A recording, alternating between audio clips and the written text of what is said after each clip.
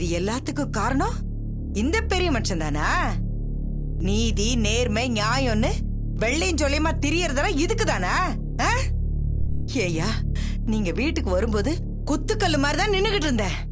என்கிட்ட உண்மையை சொல்லிருக்கலாம்ல.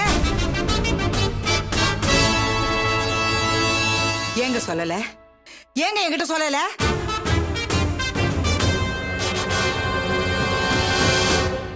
இல்லம்மா, ஏற்கனவே எல்லா உண்மையும் உங்க வீட்டுக்காரர்கிட்ட சொல்லிட்டேன்.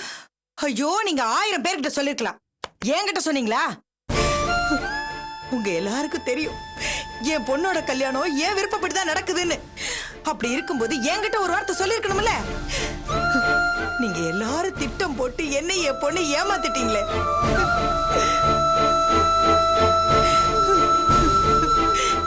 நீங்க அநியாயமா ஒரு பொண்ணுக்கு துரோகம் பண்ணிட்டு இப்படி வெள்ளையும் ஜொலியமா திரியறீங்களே. நீங்க ஒரு பெரிய மனுஷனா? இது பாருங்க, என்ன பத்தி என்ன வேணாலும் பேசுங்க. ஆனா என் பெரியப்பா என்னைக்குமே நீதி நேர்மை நியாயம் வாழ்ந்துட்டு இருக்காரு. அவரை திட்டாதீங்க. உங்க வீட்டு மருமக பொண்ணு வந்து என்கிட்ட இன்ஜினியர் போய் சொல்லுங்க, என் காலில் வந்து கெஞ்சினாங்க. அந்த ஒரு காரணத்துக்காக தான் உங்க வீட்டுக்கு வரும்போது நான் இன்ஜினியர் போய் சொல்லிட்டு வந்தேன். அப்போ கூட மறுநாள் நீ செஞ்சது தப்பு, நீ போய் சொல்லிருக்க கூடாதுன்னு என்ன திட்டினவர் என் பெரியப்பா. ஒரு பொண்ணு வாழ்க்கை கெடுக்கிறதுக்கு 1000 காரணம் கற்பிக்க கூடாதுங்கிற ஒரே காரணத்துக்காக தான் உங்க வீட்டை தேடி வந்து உங்க வீட்டுக்காரர்கிட்ட எல்லா உண்மையை சொன்னாரு. உண்மை எல்லாத்தையும் மறைச்சு இந்த கல்யாணத்தை நடத்தினது உங்க வீட்டுக்காரர் தானே தவிர என் பெரியப்பா கிடையாது.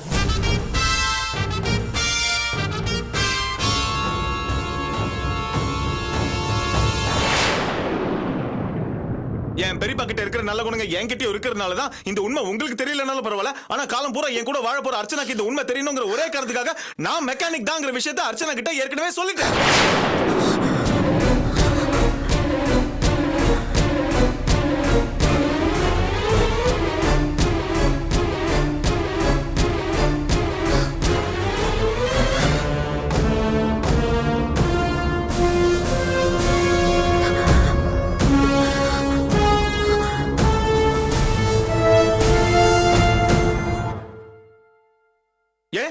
என்ன பத்தி உண்மையை சொன்னாலே உங்க பொண்ணுகிட்ட கேளுங்க.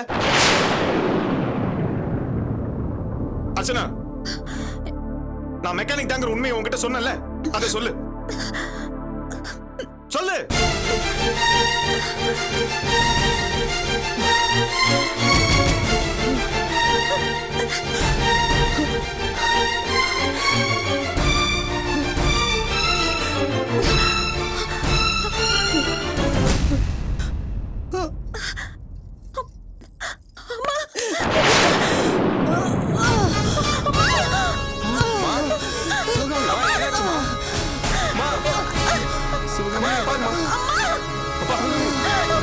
என்னமாச்சு? என்னாச்சு? கண்ணு தரமா? ஐயோ, என்னமாச்சு? அம்மா, என்னமாச்சு? சீக்கிரம்.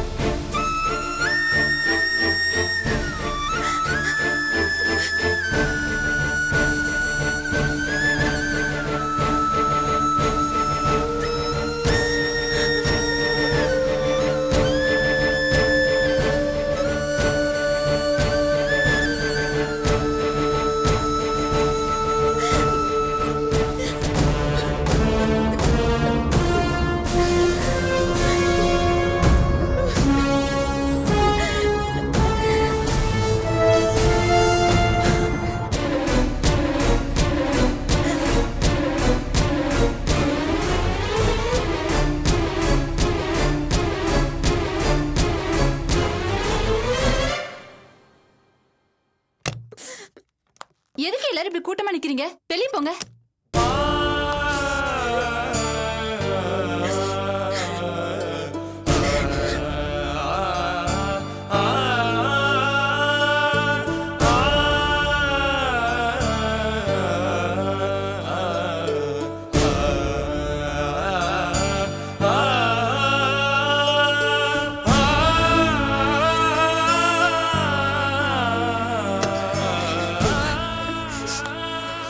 டாக்டர், அம்மாக்கு இப்போ எப்படி இருக்கு டாக்டர்? கண்டிஷன் கொஞ்சம் கிரிட்டிக்கலா தான் இருக்கு. எதுவா இருந்தாலும் 24 ஹவர்ஸ் கழிச்சு தான் சொல்ல முடியும்.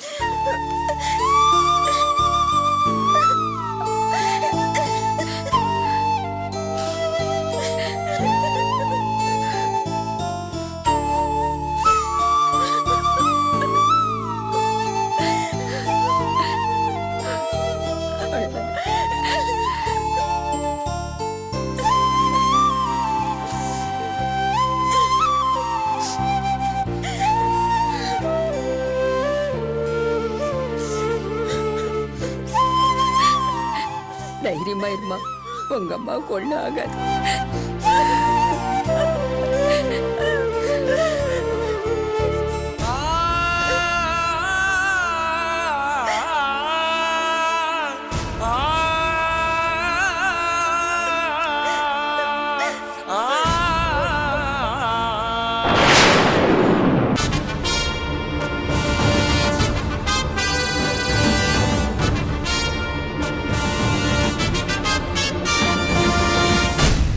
என்ன ஆறுதல் சொல்ல வந்திருக்கியா? உன் ஆறுதல் ஒண்ணு எங்களுக்கு தேவையில்ல. என் தங்கச்சி மேல உனக்கு எந்த உரிமையும் இல்ல. மரியாதை எங்க இருந்து வெளியே போ.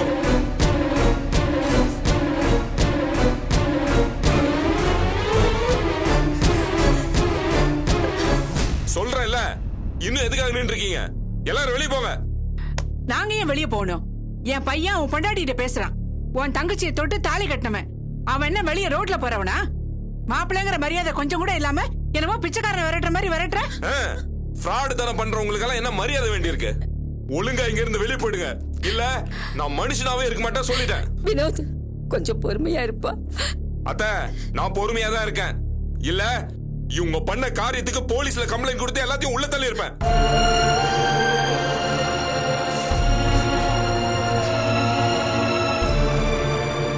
நம்ம வீட்டு மனுஷங்களும் இதுல சம்பந்தப்பட்டிருக்காங்கன்னு தான் பல்ல கடிச்சு பொறுமையா இருக்காத.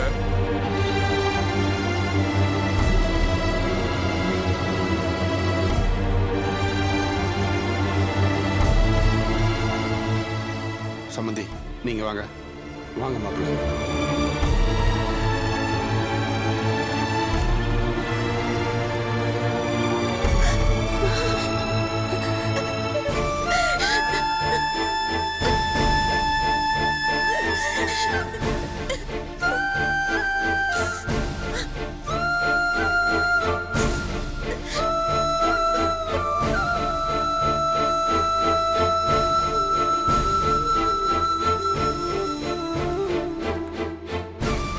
நான் சொல்றேன்னு தயவு செஞ்சு யாரும் தப்பா எடுத்துக்காதீங்க.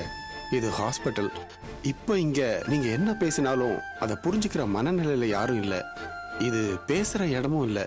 சிவகாமிக்கு இப்படி ஆனதுனால எல்லாரும் கொதிச்சு போயிருக்காங்க. அவங்க கோபம் தணியட்டும், அதுக்கப்புறம் நாம எல்லாரும் உட்காந்து பேசி சரி பண்ணிக்கலாம். இப்போ தயவு செஞ்சு நீங்க கிளம்புங்க. நீங்க சொல்றது வாஸ்தவம் தாங்க. இந்த சூழ்நிலையில நாங்க இங்க இருந்தா பிரச்சனை அதிகமாக தான் ஆகும். நீங்க எல்லாரும் வீட்டுக்கு கிளம்புங்க. நான் இங்க இருந்து சம்பந்தி அம்மாவை பார்த்துட்டு வரேன். நீங்களும் கிளம்புங்க. இல்ல, நான் இருந்து பார்த்துட்டு போறேன். இல்லைங்க, சிவகாமிக்கு குணமான அப்புறம் உங்களுக்கு தகவல் சொல்லி அனுப்புறேன். நிலைமையை புரிஞ்சுங்க ப்ளீஸ். தப்பா எடுத்துக்காதீங்க. வாங்க.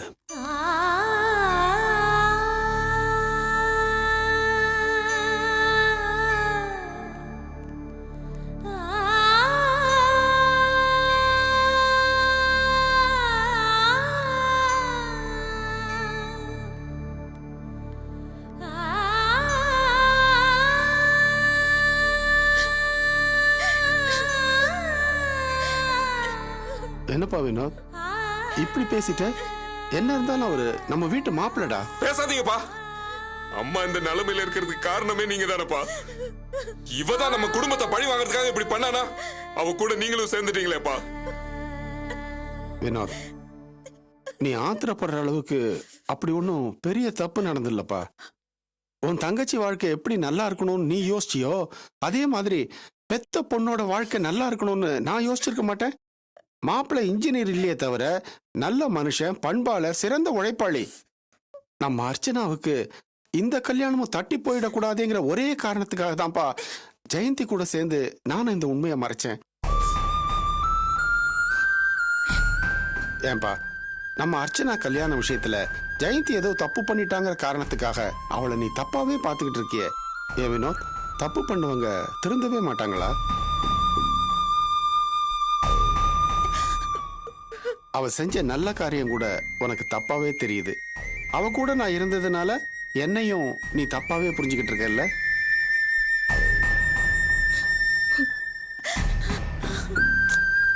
சரி, முதல்ல உங்க அம்மா நல்லபடியா உயிர் பழிச்சு வரட்டும், அதுக்கப்புறம் எல்லாத்தையும் பேசிக்கலாம். அம்மாவோட உயிர் ஊசலாடிட்டு இருக்குன்னு டாக்டர் வந்து சொல்லிட்டு போயிட்டாங்க. அர்ச்சனாவோட கல்யாணத்துல தான் அம்மா உயிரே வச்சிருந்தாங்க. அவங்க ஆசையையும் கனவையும் கொண்டுட்டு வந்து இப்ப சமாதானம் வேற பேசுறீங்களா? பேசாதீங்கப்பா. அம்மாவுக்கு மட்டும் ஏதாவது ஒண்ணு ஆச்சு, நான் உங்களை சும்மா விட மாட்டேன் சொல்லிட்டேன். என்னடா இது? அப்பா கிட்ட இப்படி எல்லாம் பேசிட்டு இந்த பாரு, அம்மாவுக்கு ஒண்ணும் ஆகாது, கவலைப்படாதப்பா. எதுக்கு இப்படி சத்தம் போடுறீங்க? அமைதியா இருங்க. சரிம்மா, இனிமே நாங்க யாரும் சத்தம் போட மாட்டோம். கொஞ்சம் வழி விடுங்க சார்.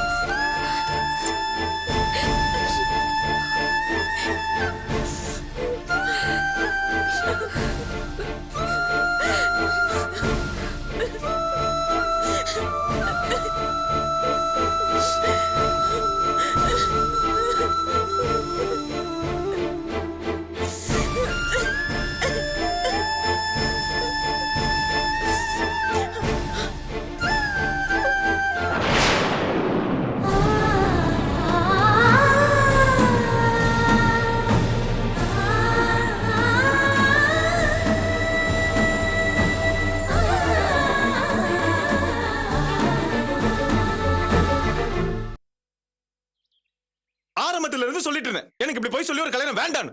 யாராவது என் பேச்சை கேட்டீங்களா? இப்ப அந்த அம்மாவோட உயிர் ஊசலாடிட்டு இருக்கு. தேவையாமா எனக்கு இதெல்லாம்? முதல்ல சொல்லும் போது ஆளாளுக்கு ஒரு நியாயம் சொன்னீங்களே, இப்ப என்ன நியாயம் சொல்ல போறீங்க?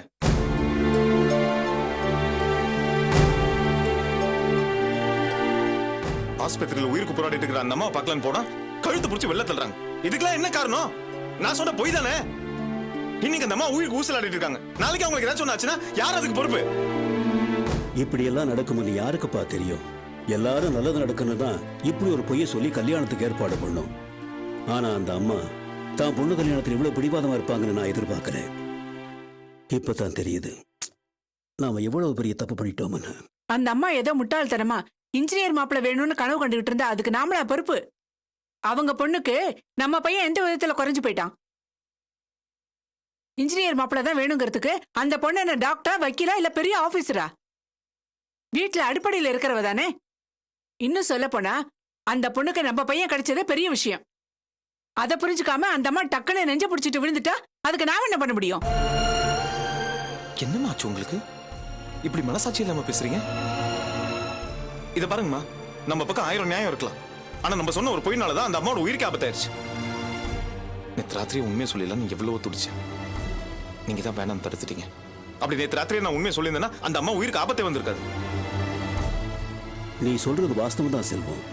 ஆனா உன் மாமனார் தானே இப்ப அவங்க கிட்ட உண்மையை சொல்ல வேண்டாம், சமயம் வரும்போது நானே சொல்லிக்கிறேன்னு சொன்னாரு. அதான் நான் உன்னை சொல்ல வேண்டாம்னு சொன்னேன். ஆனா எனக்கு என்ன தோணுதுன்னா, நாம எப்போ உண்மையை சொல்லியிருந்தாலும் அவங்களுக்கு இந்த நிலைமை வந்திருக்கும் போல. தான் பொண்ணுக்கு கல்யாணம்ங்கிறது அவங்கள பாதிக்கிற விஷயம் போல் இருக்கு. எல்லா தாய்க்கும் அப்படிதான் பெரியப்பா இருக்கும். ஒருவேளை நேற்று ராத்திரியே நான் உண்மையை சொல்லியிருந்தா கல்யாணம் மட்டும் தான் நின்று இருக்கும். அந்த அம்மா உயிருக்கு எந்த ஆபத்தும் வந்திருக்காது.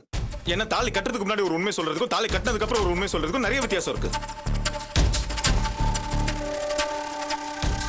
கடவுள் புண்ணியத்துல அந்த அம்மா உயிர் பொழைச்சு வந்துருவாங்கன்னே வைங்களேன். ஆனா என்னால அப்படி அவங்க முகத்துல முழிக்க முடியும்?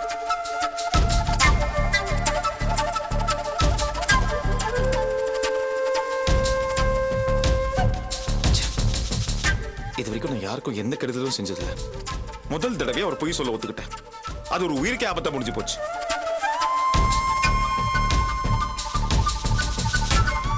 பொய் சொல்றவங்க வாழ்க்கையில நிம்மதியா இருக்காதுங்கிறது என் வாழ்க்கையில உண்மையா போயிருச்சு. அந்த அம்மாவோட இந்த நிலைமைக்கு நான் தான் காரணம். இதுக்கு மேல அந்த பொண்ணு எப்படி எப்படி பெரிய பண்ண புருஷனா இருக்கும்? எந்த பொண்ணோட வாழ்க்கை நல்லா இருக்கணுங்கிறதுக்காக இவ்வளவு பொய் சொன்னமோ கடைசியில அந்த பொண்ணு விரோதி ஆயிடுச்சு. நீ சொல்றதெல்லாம் கரெக்ட் தான் செல்வம். ஆனா நீ மனசறிஞ்சு எந்த தப்பும் பண்ணலை. இன்னும் சொல்ல போனா அந்த பொண்ணுகிட்டயே உன்னை பத்தின எல்லா உண்மையும் சொல்லிட்டேன்.